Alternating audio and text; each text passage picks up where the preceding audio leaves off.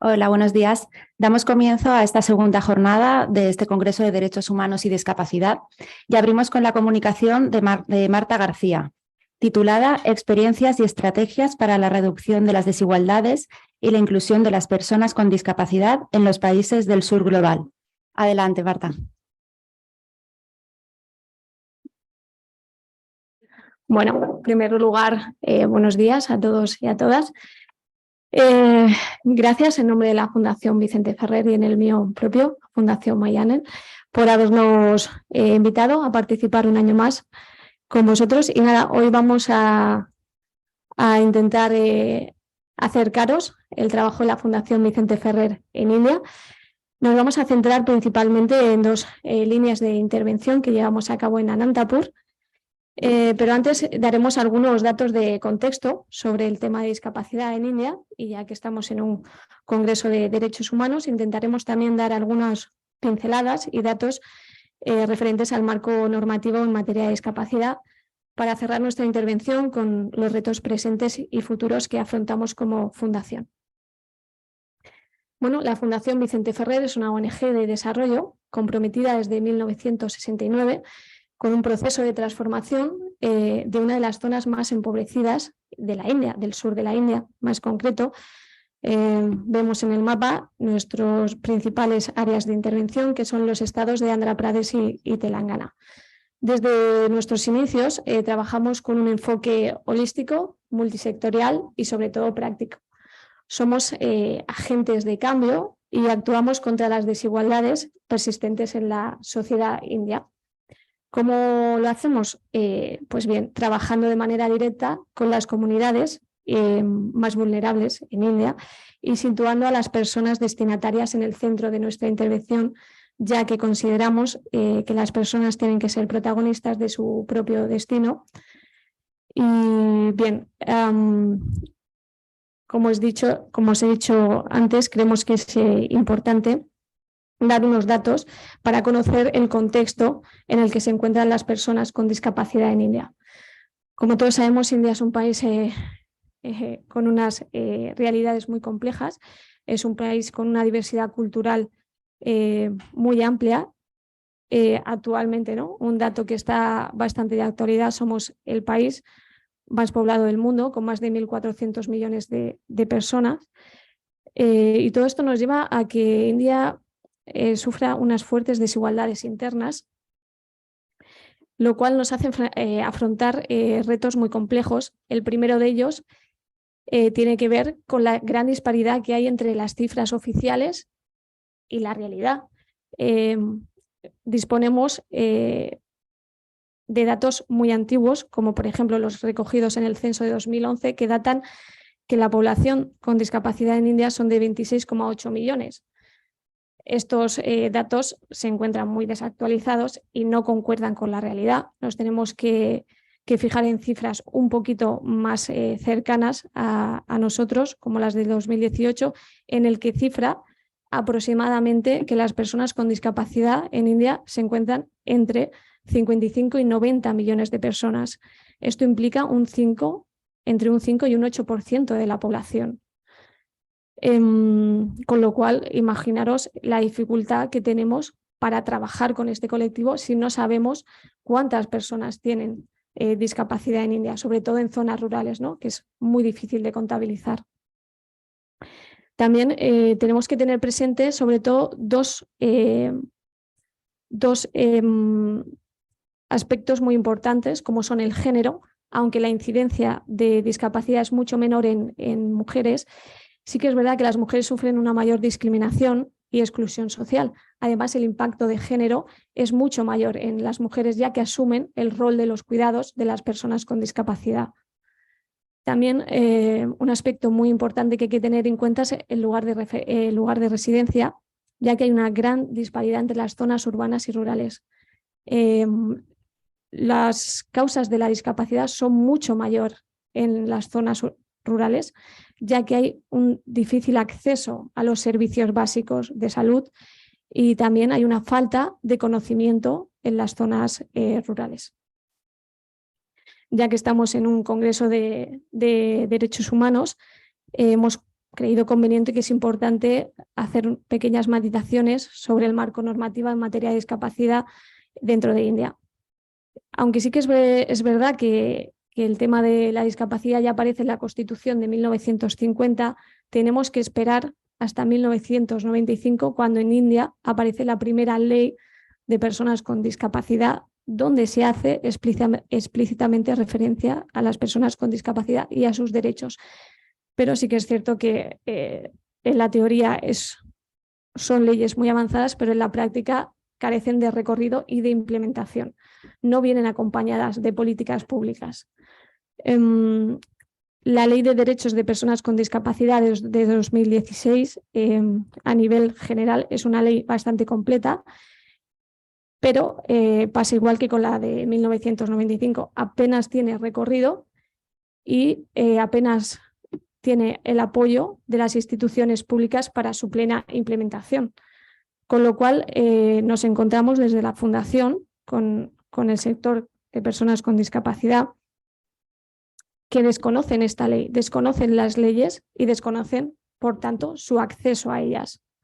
Con lo cual, como veremos a continuación, una de nuestras principales líneas de intervención son que conozcan sus derechos y que sean protagonistas de su propio destino, conociendo sus derechos y ejerciéndolos. Entramos un poquito en el trabajo que lleva a cabo la Fundación Vicente Ferrer en India. Nuestro sector de personas con discapacidad en el que yo trabajo se creó en 1987 con el objetivo de promover la igualdad de condiciones, derechos y oportunidades de las personas con discapacidad. Como ya he comentado anteriormente, creemos fundamental que las personas con discapacidad sean las protagonistas de su propio destino, convirtiéndose en defensoras de sus propios derechos. Para ello, hemos entendido que es importante, sobre todo, mostraros en este congreso nuestras dos principales líneas de intervención. Una es la creación de los Vikangula Sangam, que son comités de base, y otra, las que nos centraremos un poquito más adelante, es garantizar el acceso a servicios básicos como salud y educación.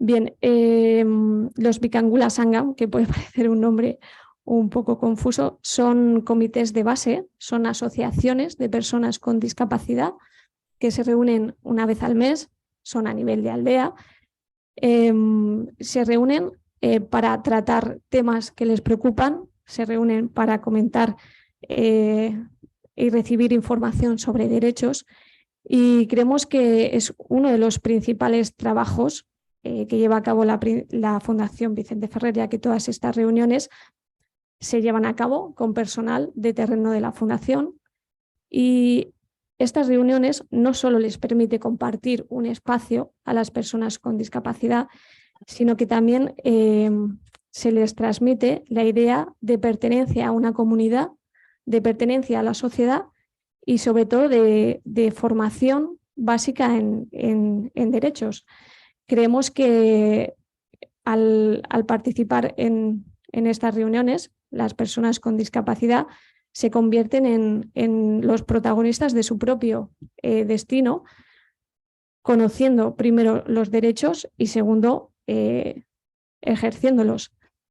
En este tipo de asociaciones, de reuniones que se llevan a cabo mensualmente, las personas con discapacidad conocen que hay servicios y recursos de los gobiernos, en este caso del gobierno indio, que están a su disposición, y sobre todo conocen los mecanismos para conseguir los certificados de discapacidad, ya que sin estos certificados no pueden acceder a ningún recurso ni ayuda del gobierno. Bueno, como ya he dicho, todas estas reuniones se llevan a cabo con personal de la Fundación Vicente Ferrer a nivel de aldea. Y luego tenemos también los Mandala Sangams, que son redes de Sangam a nivel de varias aldeas, con lo cual creemos que se potencia y nuestra amplitud es mayor con los Mandala Sangam. Vale, por otra parte, creemos importante también reseñar en este congreso el trabajo que la Fundación Vicente Ferrer lleva haciendo en materia de educación inclusiva desde su fundación. Creemos firmemente desde la Fundación que la educación inclusiva es el germen de una sociedad más igualitaria. Además, el acceso a la educación es crucial para que las personas con discapacidad rompan el círculo de la pobreza. Como ya hemos dicho, la ley anteriormente 2016 aboga por la inclusión y el acceso a la educación de los niños y niñas con discapacidad, pero sí que es cierto que en la práctica nos vemos con muchas barreras a la hora de acceder a una educación inclusiva. Sumado a las barreras de acceder, encontramos también la falta de centros residenciales y centros especializados para niños y niñas con discapacidad. Somos la única ONG en todo el estado de Andhra Pradesh y Telangana que cuenta con centros especiales para niños, niñas o adolescentes con algún tipo de discapacidad. Como ya hemos dicho, la ley refleja la inclusión, ¿no?, a la educación inclusiva, pero para daros un pequeño ejemplo, cuando hacen los exámenes oficiales, las personas con discapacidad pueden acceder a una ayuda técnica teniendo más del 40% de discapacidad. Las personas que tienen menos de un 40% de discapacidad no pueden acceder a ayuda técnica durante los exámenes. Entonces, volvemos a que en la teoría todo es demasiado bonito, pero en la práctica no es así. Desde 2018 la Fundación está transformando su modelo de intervención en educación y admite en todos sus centros tanto a niños y niñas con discapacidad como sin ellas, haciéndolos centros totalmente inclusivos, lo cual este modelo de coeducación tiene beneficios no solamente académicos, sino también de conocimiento hacia un sector que en India es estigmatizado. Actualmente, desde la Fundación también trabajamos, y más después del COVID, en transformar nuestras escuelas y nuestros centros haciéndolos referentes en educación digital, ya que consideramos que es la base para tener una educación más accesible a todas las personas con discapacidad. Y actualmente estamos trabajando en adaptar nuestro contenido metodológico, en adaptar nuestros espacios físicos e incorporar también sistemas multimedia, lo cual es un reto en la India rural. Bien, hemos señalado aquí algunos de nuestros centros, como por ejemplo tenemos 6 centros de discapacidad intelectual residenciales, 3 de parálisis cerebral, 5 escuelas primarias que comprenden a niños de entre 4 y 11 años y centros de secundaria, tenemos 2, conocidos aquí como institutos, que son de 11 a 16 años. Y bueno, aunque los avances que hemos conseguido hasta la fecha son bastante notorios a nivel de sociedad y a nivel de cultura, todavía son muchos los retos a los que nos enfrentamos. Todavía seguimos peleando por acabar con la discriminación y con el estigma, que cada vez están más controlados, pero nos seguimos encontrando situaciones de discriminación bastante grandes. También, como hemos dicho, tenemos que seguir fomentando la formación en derechos y la promoción del movimiento asociativo que tan buenos resultados nos ha dado durante todos estos años de trabajo. Además de crear, ¿no?, y adaptar todos nuestros espacios con una accesibilidad universal para que las personas con discapacidad puedan acceder a todos nuestros centros de la mejor manera. Uno de nuestros retos ahora es también impulsar los talleres y actividades de transición a la vida adulta para que las personas con discapacidad puedan conseguir su plena autonomía y su plena independencia fuera de los centros de la Fundación. Además, también estamos trabajando en la actualidad en mejorar la atención temprana y el tratamiento precoz de los niños con discapacidad en toda nuestra red hospitalaria, con lo cual también trabajamos conjuntamente con otros sectores de la Fundación, como puede ser el sector salud. El enfoque de género en nuestra organización es uno de nuestros pilares, con lo cual queremos seguir trabajando en mejorar la representación y la participación de las mujeres con discapacidad, proporcionándoles más espacios, fomentando que participen activamente. Y también consideramos muy importante fortalecer los vínculos con organizaciones de la sociedad civil para ir consiguiendo poco a poco pues, que todos rememos hacia el mismo lugar y todos podamos conseguir lo que la Fundación lleva trabajando tantos años, que es acabar sobre todo con el estigma y la discriminación de un sector que en India está bastante discriminado. Y bueno, hasta aquí nuestra presentación. Muchas gracias otra vez a Fundación Mainel por invitarnos un año más a participar y nada, quedo a vuestra disposición para preguntas, comentarios.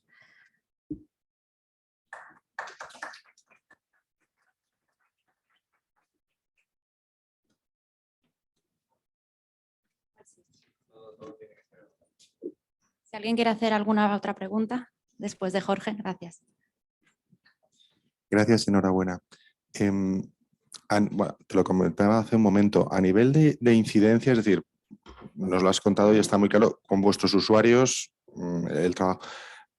Claro, por así decir, mi pregunta es, ¿y la gente que no va a vuestros centros o la gente que no tiene una relación con la fundación? Evidentemente esto es todo un subcontinente, pero particularmente a nivel de trabajo con autoridades, ¿y tenéis ahí algún planteamiento para, más allá de vuestros muros, por así decir, ir cambiando la situación? Intentamos trabajar conjuntamente con las autoridades locales, lo cual entraña una gran dificultad, pero creemos firmemente que no podemos trabajar solos para conseguir nuestros objetivos de avanzar hacia una sociedad más justa y más equitativa, y creemos que es importante trabajar con todos los actores, con los actores locales a nivel local, pero sí que es cierto que India es un país muy complejo, donde las administraciones son muy complejas, pero intentamos desde la Fundación compartir, ¿no? Y creo que el sector de personas con discapacidad desde su creación participa activamente en ayudar al gobierno local, en este caso en Anantapur, que es donde trabajamos, o en a nivel de aldea, con las autoridades locales. Sin las autoridades locales no podríamos hacerlo por nuestra cuenta, y es súper importante el apoyo en este caso, a nivel de aldea, al realizar los Vikangula Sangha, que son las asociaciones. Es fundamental contar con el apoyo y con la ayuda del gobierno local, en este caso, y a nivel local, a nivel de distrito y a nivel de estado. Yo creo que India es compleja en todo tema de administración. Si ya es complejo en España, en India hay muchas fases de administración y es bastante complejo, pero sí que creemos que es fundamental trabajar con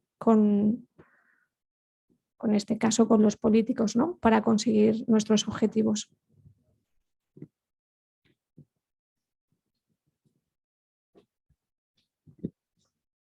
¿Alguien más? Sí.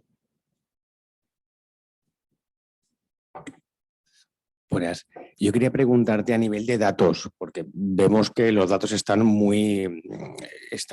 todavía están en un pasado, quiero decir, están muy desactualizados.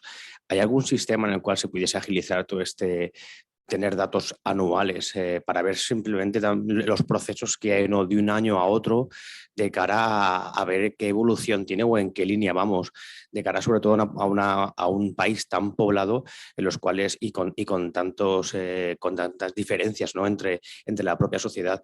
¿Cómo se podría hacer o cómo se trataría, ¿no?, para hacer estos datos? Aparte de ya sabemos que las instituciones son muy lentas, y que hay siempre un desarraigo, ¿no? A tenerlo siempre con la sociedad. ¿Cómo se podría hacer, ¿no?, para tener esos datos actualizados anualmente? Porque al final esto es lo que nos lo que da la razón a ver en qué línea vamos, ¿no? O cómo van los datos encaminados, dada la situación del propio país.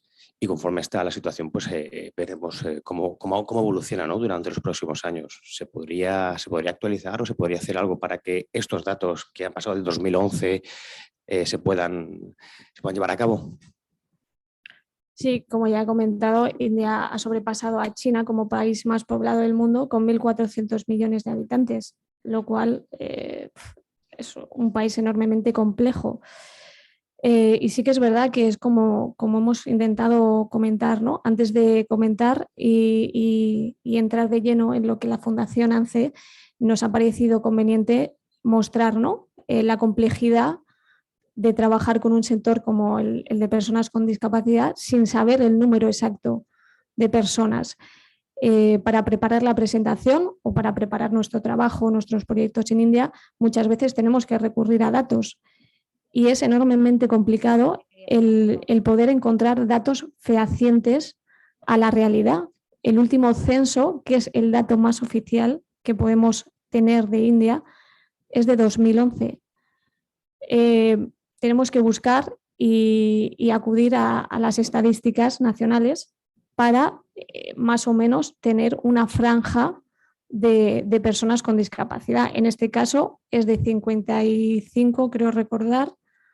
A ver si puedo.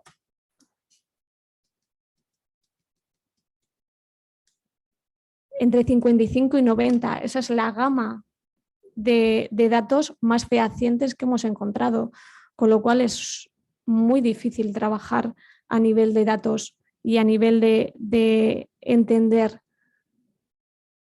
La administración india es muy compleja, hacen un gran trabajo, por supuesto, pero creo que es súper complicado porque también tenemos que tener en cuenta que en India el 70% de la población vive en zonas rurales, con lo cual el acceso a zonas rurales a la hora o administrativamente es súper complicado. En zonas urbanas se puede llevar un mayor control, pero en zonas rurales es muy complejo llevar a cabo cifras oficiales.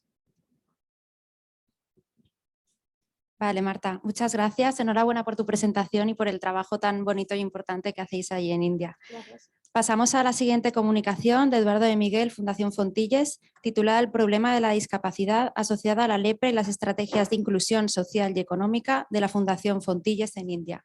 Adelante. Bueno, buenos días a todos. Gracias a la Fundación. Hola, ¿se oye? Gracias a la Fundación Mainel por esta oportunidad que nos ha dado, gracias a la compañera de la Fundación Vicente Ferrer y además agradezco y comparto muchas de las cuestiones que has planteado en la presentación acerca de la complejidad de lo que es el trabajo en India. Nuestra presentación va también sobre el tema de la discapacidad en India. Lo que pasa es que en este caso ligado a la lepra, que es una enfermedad contra la que Fontilles lleva trabajando más de 100 años. Bueno, por si alguien no lo sabe, hago un rápido recorrido histórico. Fontilles fue creado en el año 1902. Se empezó a construir en 1902, se acabó de construir en 1909. Es un sanatorio para enfermos de lepra que hay en la provincia de Alicante, que desde este año que abrió sus puertas para atender a los primeros enfermos de lepra, pues hasta el día de hoy sigue siendo un referente para la lucha contra la lepra en España. A día de hoy quedan todavía 9 exenfermos, no son enfermos activos, son exenfermos, pero que siguen residiendo en Fontilles, ya no tanto como enfermos, sino como personas que viven allí, porque para ellos Fontilles es su casa. A finales de los años 70, según la lepra deja de ser un problema de salud pública en España, Fontilles decide dedicar sus recursos, su experiencia y de manera comprometida con los fines fundacionales enfocados a lo que es la lucha contra la lepra, decide Fontilles dedicar sus esfuerzos a luchar contra esta enfermedad allá donde sigue siendo un problema de salud pública, y es entonces cuando decidimos empezar a trabajar en India, que en aquel momento es el país que más lepra tenía en el mundo y lo sigue siendo a día de hoy. Por tanto, es en este momento cuando Fontilles empieza su actividad internacional y hasta el día de hoy la seguimos llevando a cabo. Bueno, también de una manera muy rápida quiero contaros lo que es la lepra. Es una enfermedad causada por un bacilo descubierto en el año 1873 por el científico noruego Hansen. Tiene un periodo de incubación que va entre los 3 a 5 años, aunque los síntomas pueden tardar en aparecer hasta 20 años. Y a pesar de lo que la gente cree comúnmente, es una enfermedad curable y muy poco contagiosa. Afecta fundamentalmente a la piel y a los nervios y si no se detecta y se trata a tiempo puede llegar a ocasionar lesiones progresivas y permanentes tanto en piel como nervios, extremidades y los ojos, generando parálisis y discapacidad que en ese caso son irreversibles. Es una de las 4 principales causas de discapacidad física en el mundo y su transmisión se produce a través de minúsculas gotas expulsadas por la nariz y la boca y sin embargo el contagio solo se produce al convivir con la persona afectada en condiciones de hacinamiento, mala alimentación y falta de higiene. Por este motivo, el trabajo de Fontilles tiene en cuenta este tipo de causas, estas causas que condicionan tanto la aparición de la enfermedad y trabajamos sobre estos aspectos también en nuestros proyectos. Desde 1982 se aplica un tratamiento que cura la enfermedad, que es la multiterapia, que está formada por tres componentes médicos, que son la dapsona, la rifampicina y la clofazimina, con un periodo que va de 6 a 12 meses de curación, aunque a partir de la primera dosis deja de ser contagiosa. La lepra en el mundo, y aprovecho para hacer una referencia a la pregunta del compañero en la presentación anterior acerca del tema de las cifras, es un tema muy interesante y de muy difícil seguimiento. Nosotros tenemos un documento de referencia que es una publicación de la OMS, es una publicación anual, va con un año de retraso, estas cifras son las últimas publicadas y son del año 2021 y hace referencia a los casos detectados por países, ¿vale? Este documento se nutre de la información que dan los gobiernos. Aunque es un documento de la OMS, parte totalmente de la iniciativa de los gobiernos. Los gobiernos que deciden informar publican sus cifras en una página web, en una base de datos que acaba volcada en este documento, y los gobiernos que deciden no informar de estas cifras, esas cifras evidentemente no aparecen en el informe, ¿no? Como veremos luego, y ya os adelanto, bueno, ya podéis imaginar, la lepra es una enfermedad muy, muy politizada. Ningún gobierno dice gustosamente y con sinceridad las cifras que hay en su país en relación a esta enfermedad, porque no es plato de buen gusto hablar de la lepra, a pesar de todo el trabajo de las organizaciones para demonizar, quitar ese estigma que genera la enfermedad y que sea entendida y tratada como cualquier otra enfermedad.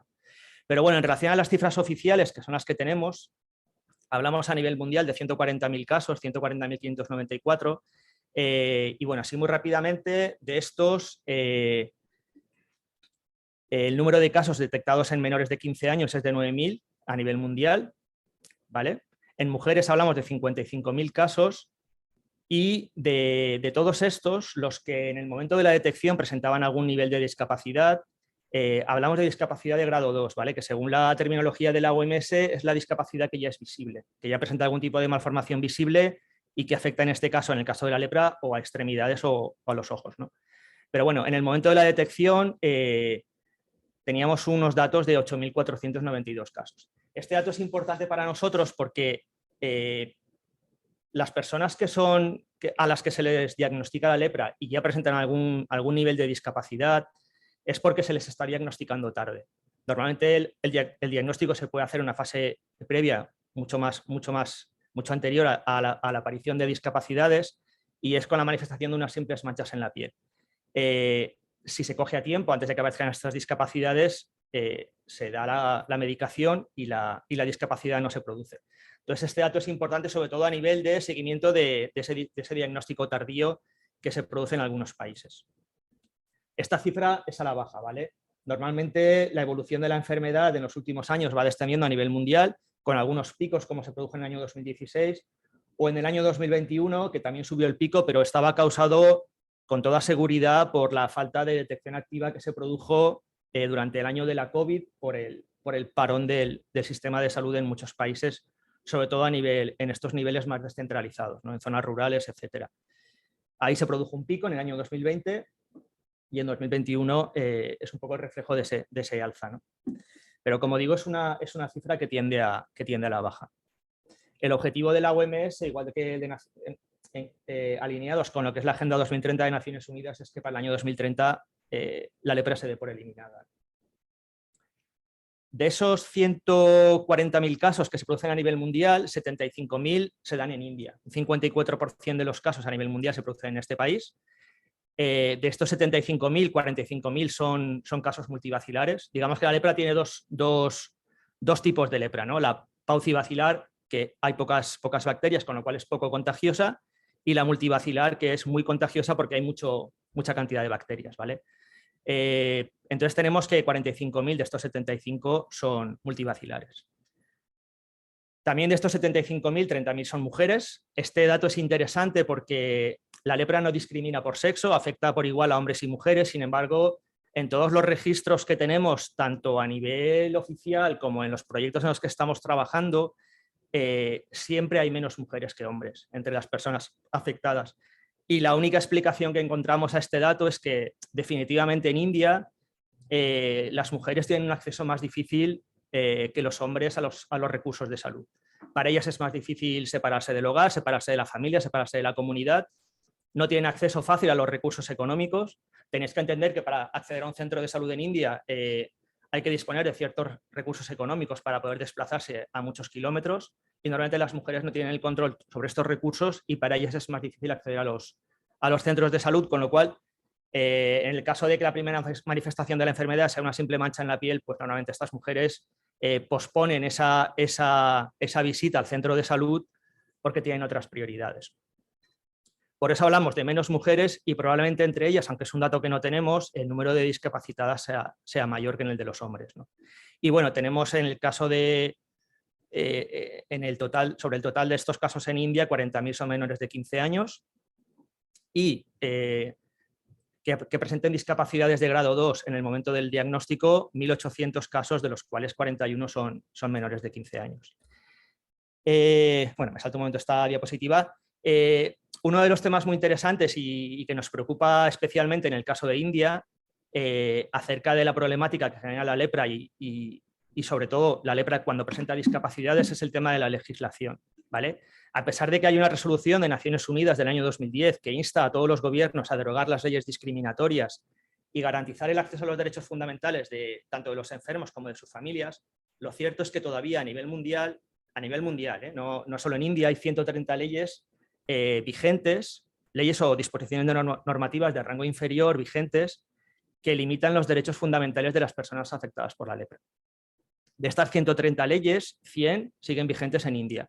No son leyes de ámbito país, sino que son leyes que se dan en diferentes niveles, en otros sustratos, en otras administraciones, en otros territorios, ya sea estados o distritos, ¿vale? Y como digo, no son leyes, en su mayoría son disposiciones normativas de rango inferior, pero que siguen vigentes y que son discriminatorias. Estas leyes las he agrupado en cinco temas alrededor de los cuales se produce esta discriminación. La primera tiene que ver con el desarraigo de determinados espacios públicos a los que directamente personas afectadas por lepra o sus familiares no pueden acceder. Hablamos de escuelas, hablamos de hospitales generales y hablamos de universidades. Por otro lado, estas personas con estas discapacidades a causa de la lepra tienen también dificultades para acceder a un puesto de trabajo o pueden en un momento dado ser causa legal en el marco de estas normativas para ser despedidos. Por otro lado, tienen muchas dificultades o imposibilidad en algunos casos para acceder a determinados transportes públicos. Aquí ponía la pestañita, aunque quizás no se vea muy bien, pero bueno, es un cartel bastante actual del metro de Delhi, donde sí que impide el acceso de personas que presenten estas enfermedades, porque son muy contagiosas, no tanto por una cuestión de discriminación. No sé si se ve abajo, pero lo que ponen en una nota, la parte inferior del cartel, es que las personas que estén afectadas por la lepra están obligadas a llevar un certificado donde ponga que no son contagiosas. Claro, es un plus añadido a esa discriminación el hecho de tener que llevar un certificado donde se les obligue a demostrar que no contagian, cuando, como decía antes, es una enfermedad que no es muy contagiosa y que a partir de la primera dosis de la medicación deja de ser contagiosa en su totalidad. Pero bueno, es una carga más que tienen que soportar las personas afectadas por la lepra. En cuarto lugar, hay leyes o normativas que también impiden a estas personas afectadas por lepra acceder a un cargo político, presentarse a unas elecciones o estando trabajando en el marco de ese cargo político, pues están obligados a renunciar al mismo si contrajeran la enfermedad. Y por último, es causa legal en algunos estados, en India, es causa legal para pedir el divorcio por cualquiera de las dos partes o la separación matrimonial por parte del cónyuge que no está enfermo. Entrando en el tema de la discapacidad, y bueno, coincido plenamente con mi compañera de la Vicente Ferrer, que ha hablado antes acerca de la dificultad de trabajar el tema de la discapacidad y tener datos reales y fiables acerca de la situación. Nosotros no tenemos esos datos en relación a la lepra, no los hemos tenido nunca. Lo único que tenemos después de todos estos años trabajando en India en la lucha contra la lepra es que sabemos que hay mucha discapacidad a causa de la enfermedad, porque la mayoría porque vemos muchos enfermos con discapacidades en nuestros proyectos. Tener en cuenta que desde el año 2005 la lepra se trabaja a nivel de diagnóstico en los centros de salud. En los proyectos de Fontilles ya no hacemos, con carácter general ya no trabajamos a nivel de diagnóstico, sino sobre todo trabajamos a nivel de rehabilitación física y socioeconómica, como luego veremos. Entonces vemos muchísimos ex enfermos, ya no son enfermos activos, pero presentan muchísimas discapacidades. Este año hicimos una especie de investigación para valorar un poco en los distritos donde estamos trabajando, también en el estado de Andhra Pradesh, y bueno, llegamos a una conclusión muy interesante. En estos 3 distritos veis que hay 149 centros de salud que nos comparten información acerca de las personas que van a estos centros y que están afectados por lepra, ¿vale? Y durante en lo que llevamos de año han visto 663 casos de personas afectadas por lepra, y de estos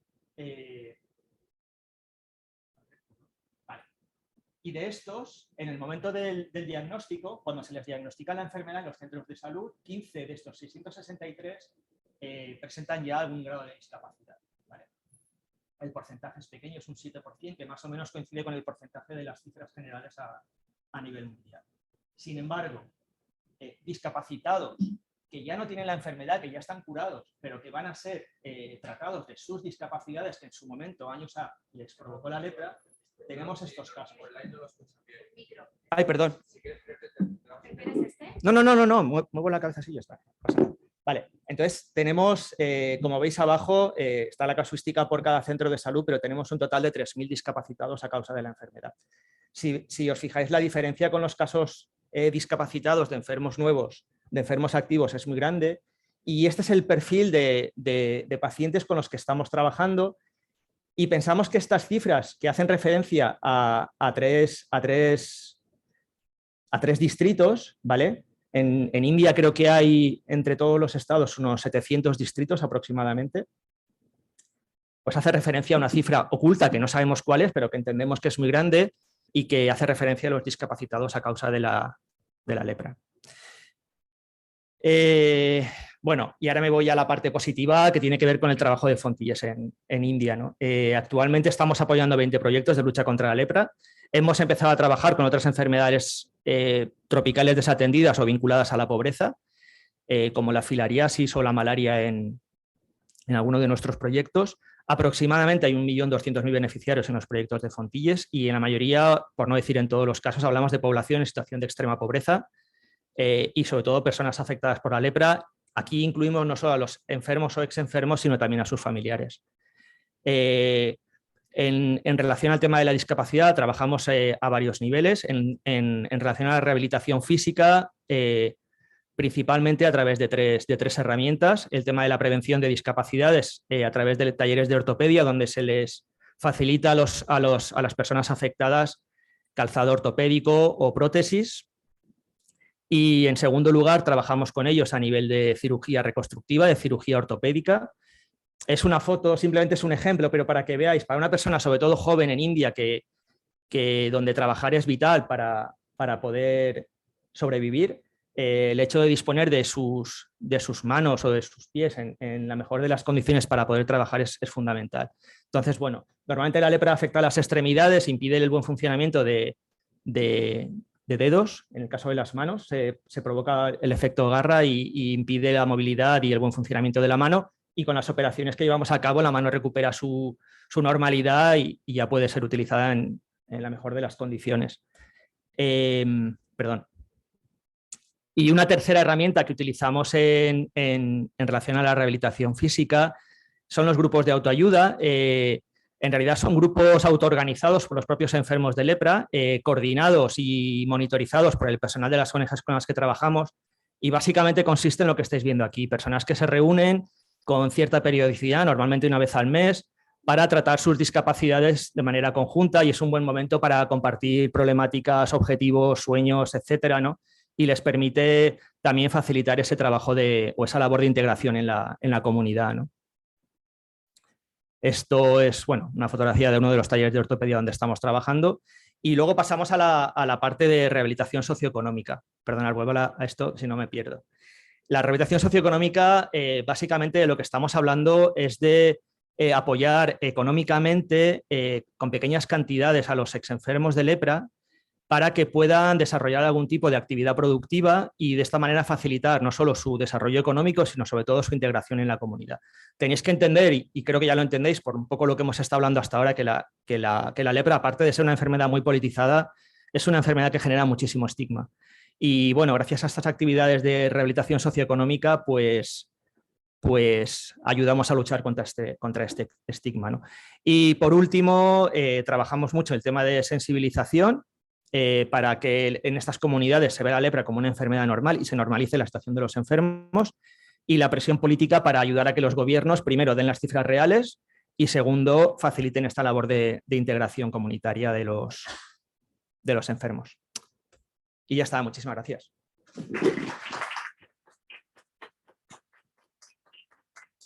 ¿Hay alguna pregunta? Sí. Yo soy Yolanda, soy de Fontilles también, compañera de Eduardo, y quería incidir en una de las cosas que os habéis fijado, que Eduardo está siempre diciendo personas afectadas por la lepra, ¿no? Ya que estamos hablando de derechos humanos, quería incidir en eso. O sea, la lepra es yo creo que, o la única o de las pocas enfermedades que si la has pasado ya toda tu vida eres una persona afectada por la lepra, ¿no? Es una enfermedad que queda marcada, y eso... pues claro, en tema de derechos humanos, o sea, imaginaos que has pasado una gripe y toda tu vida ya eres un leproso, un griposo, ¿no? Eso marca mucho a las personas y dificulta mucho nuestro trabajo allí. O sea, y hablando de cifras, pues bueno, cuando la Organización Mundial de la Salud nos da cifras, no está contando con toda esa cantidad de personas y sus familias que siguen afectadas por la lepra de por vida. Y ahí la lucha contra la discapacidad pues es muy importante, porque si no tienen discapacidades visibles, pues pueden superar eso, no tienen por qué estar dando siempre explicaciones de que tuvieron una enfermedad. Yo quería preguntarte, Eduardo, has hablado de las leyes, ¿hasta qué punto de verdad afectan el día a día de estas personas? Si piensas que, porque bueno, desde Fontilles estamos haciendo incidencia, ¿no?, política para que se eliminen algunas de estas leyes o normativas, ¿crees que eliminarlas o conseguir que algunas de ellas se deroguen va a suponer un cambio en la vida de estas personas en el día a día? ¿Y qué otras cosas habría que hacer? A ver, el tema de las leyes es un tema muy, muy complejo, y sinceramente y honestamente creo que no es una cuestión que afecte tanto a la vida de las personas, porque sinceramente creo que son muchas leyes que, aunque siguen vigentes, no se utilizan en la práctica en muchísimos casos. Cuando hablamos de estas personas que son niños que son expulsados de las escuelas, o personas que no pueden presentarse a un cargo político, creo que estamos hablando de cantidades y de cifras muy pequeñas.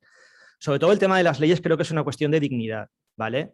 De que las personas que todavía están afectadas por estas leyes, ya no solo en India, hablo en cualquier parte del mundo, y con las que estamos trabajando, y ven que estas leyes siguen vigentes, para ellos es una deshonra, es una humillación, es una muestra de ese trato que históricamente se les ha dado. A lo mejor un dato o un detalle tan sencillo, y creo que no es tan complicado como eliminar estas leyes, que, insisto, en la práctica a lo mejor no tienen ningún tipo de importancia o de práctica, pues para ellos sería como una especie de forma de recuperar su dignidad. Es lo que creo. ¿Alguna pregunta? Cortita. Simplemente, primero agradecer a ambos, porque no agradecí antes a Marta y a ti, Eduardo, pues esta ponencia, porque es muy interesante. Mi pregunta es muy sencilla. Estoy viendo que se hacen trabajos desde dentro hacia afuera con datos, personas, poblaciones en zonas rurales. ¿Habría alguna manera de poder generar un altavoz de cara a que esta información pueda llegar a diferentes zonas rurales de manera independiente?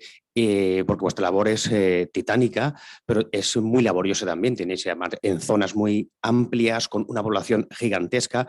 Entonces, ¿habría alguna manera de poder amplificar esto? No sé, pues se me ocurre algo, pero vamos, es de manera muy fantasiosa, pero por poder apoyar algún tipo de radio local en la cual todos estos datos que dais y todas estas, por ejemplo, estos manchitas que salen o al principio de la lepra, estas fases iniciales de la enfermedad puedan darse a conocer y dar también esa información y esa parte de cómo poder apoyar a la ciudadanía dentro de un altavoz que llegaría a muchas más zonas de una manera quizá más eficaz o por lo menos más directa y no tener que moveros de sitio o estar siempre pues haciendo una labor que simplemente es un apoyo, ¿no?, a todo lo que estés haciendo de cara a que la gente conozca, tenga esa información y a su vez podéis afrontar esto desde una fase muy temprana. ¿Se podría hacer algo al respecto o estáis trabajando en algo? No sé si esto es viable, porque entiendo que es complicado. Gracias. A ver, ese tema es muy interesante y yo creo que India es complejo a todos los niveles y es un recurso muy fácil decir que India es complejo, pero es que es verdad, porque aparte de la complejidad que podamos encontrar en otros países, pues hablamos de un país muy grande donde culturalmente hay etnias de mucho tipo y hablan dialectos muy diferentes entre sí. Y aparte está el sistema de castas, que aunque está eliminado a nivel constitucional, en la práctica sigue existiendo. Y cuanto más te alejas de lo que es el centro de las ciudades, ese sistema de castas está más vigente y más perpetuado entre las clases sociales. Y es dramático, sobre todo en zonas rurales, cómo se producen esas discriminaciones. Todo el trabajo que hacemos a nivel de sensibilización lo hacemos a pie de calle. Es verdad que no se hace nada fuera de lo que es el contexto físico, sobre el terreno, porque culturalmente hemos encontrado esas dificultades, pues eso, a causa del idioma, a causa de esas diferencias culturales, etc. Por ejemplo, en países de América Latina hemos utilizado la radios comunitarias para hablar de todo esto, para hablar de proyectos de salud y funciona muy bien, porque existe esa, digamos, costumbre o a nivel cultural son herramientas muy arraigadas en las comunidades. Y una mujer puede estar trabajando en casa o un hombre trabajando en el campo y estar escuchando la radio y está recibiendo esa información. En India esto es un poquito más complicado y nunca ha sido una herramienta que hayamos utilizado, lo cual limita mucho nuestro espacio de nuestro impacto. Y sí, es un problema que tenemos y bueno, la verdad es que trabajamos, como te digo, en espacios muy descentralizados, muy alejados de esos centros de salud y siempre a pie de terreno por estas dificultades de tipo... Pero bueno, estaría genial, ¿no?, poder tener un impacto mayor y trabajar en espacios más grandes sobre todo de una manera efectiva, porque formalmente ya lo hacemos a través de... Nosotros sí que colaboramos, bueno, intentamos apoyarnos bastante en lo que es el sistema de salud local. También aquí nos encontramos con una complejidad importante, porque colaboramos con ellos. Muchos de los enfermos que vemos nos vienen derivados por los sistemas de salud. Pero es que a veces, si no es a través de los sistemas de salud, no tenemos acceso a esos enfermos. Estamos un poco vendidos, porque tampoco sabemos si nos están mandando toda la información o a todas las personas que realmente tienen ayuda o solamente aquellas que pueden acceder a ese sistema de salud. A nivel rural, te digo yo que mucha gente se está quedando fuera, muchísima gente, pero no solo de gente, personas afectadas por lepra, sino personas afectadas por muchísimas enfermedades.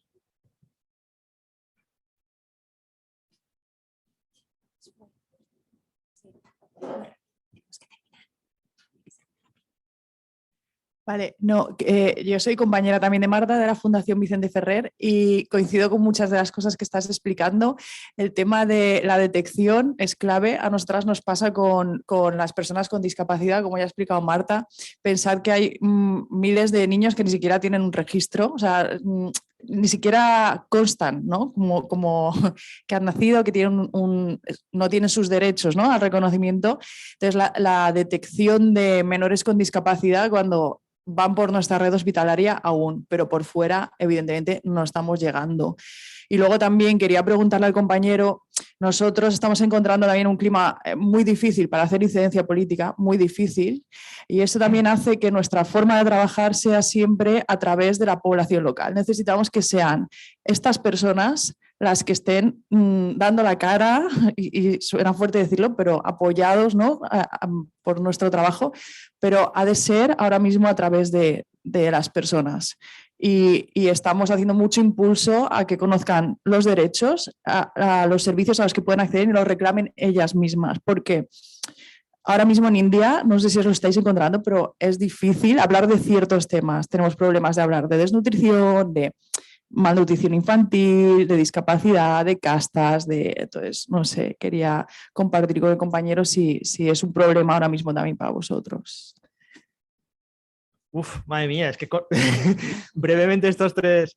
A ver, sobre el tema de detección, es que es muy largo de explicar, pero desde el año 2005 no se hace detección activa de lepra en India, porque el sistema de salud indio declaró la eliminación de la enfermedad. Eso no quiere decir que la enfermedad haya desaparecido, pero en ese momento desaparece la detección activa, solo se diagnostica la lepra de las personas que acuden a los centros de salud a que se les diagnostique, lo cual ya de primera se elimina muchísima gente que no accede a los centros de salud. En cuanto al tema de la incidencia política, nosotros somos miembros de ILEP, que es una federación de ONGs especializadas en la lucha contra la lepra.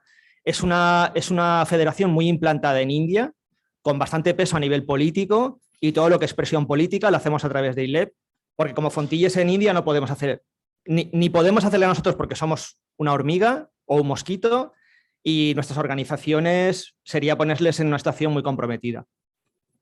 Y el último tema que has dicho, ¿cuál era? Has dicho una cosilla más, el tema de la legislación. Me ha dicho algo más, no recuerdo lo que era, pero bueno, igual. Bueno, muchas gracias por toda esta información.